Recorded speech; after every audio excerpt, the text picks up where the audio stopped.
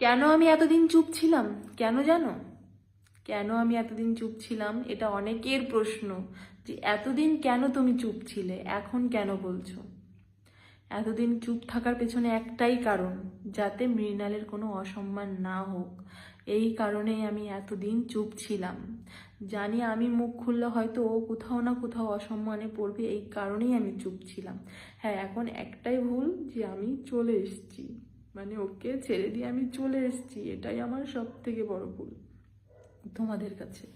তো যাই হোক, আমি কখনোই চাইনি যে ওর অসম্মান হোক, ও খারাপ থাকুক। আমি আমি বুঝতে পেরেছি যে ও আমাকে ভালোবাসে না, আমি বেরিয়ে এসেছি। কিন্তু আমি এটা কখনো চাইনি যে ও কখনো খারাপ থাকুক। কারণ আমি প্রত্যেকটা মানুষের ভালো চেয়েছি, প্রত্যেকটা মানুষের ভালো চেয়েছি। আমি জানি হয়তো আজকে আমি ছেড়ে আসার পেছনে অনেক কারণ আছে, ওর অনেক কষ্ট হচ্ছে, ও ভালো নেই। কিন্তু সত্যি বলছি, আমি কখনোই চাইনি যে ওর অসম্মান হোক, ও খারাপ থাকুক। আমি এখনো চাই, আমি এখনো চাই যে ও ভালো থাকুক। ওর জীবনে এমন কেউ আসুক যাতে ওকে কেউ না ঠকাক, ও ভালো থাকুক।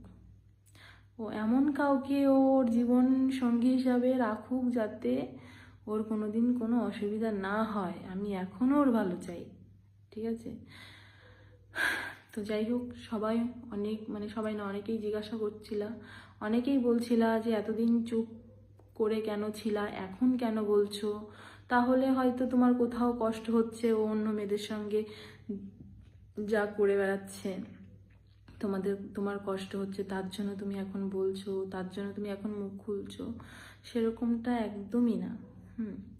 আমি বললাম না, আমি হয়তো বললে ওর কোথাও না কোথাও খারাপ লাগতো, এর জন্য আমি বলিনি, আমি চুপ করে ছিলাম এতদিন, ঠিক আছে? তো যাই হোক, আমি আর কি বলবো বলো? হ্যাঁ, এখানে তোমাদেরকে যা বলার আমি বলা হয়ে গেছে, আমি আর নতুন করে কিছু বলতে চাই না। আমি সত্যি, আমি ওর খারাপটা চাই না। আমি এখানে আজ দাঁড়িয়েও বলছি, আমি ওর কোনোদিনও খারাপ চাই না। হ্যাঁ, আমি চলে আসার জন্য হয়তো ওর অনেক খারাপ হচ্ছে, কারণ আমি ছিলাম যে একমাত্র এই সংসারটাকে সুন্দর করে আগলে রাখতে পেরেছিলাম।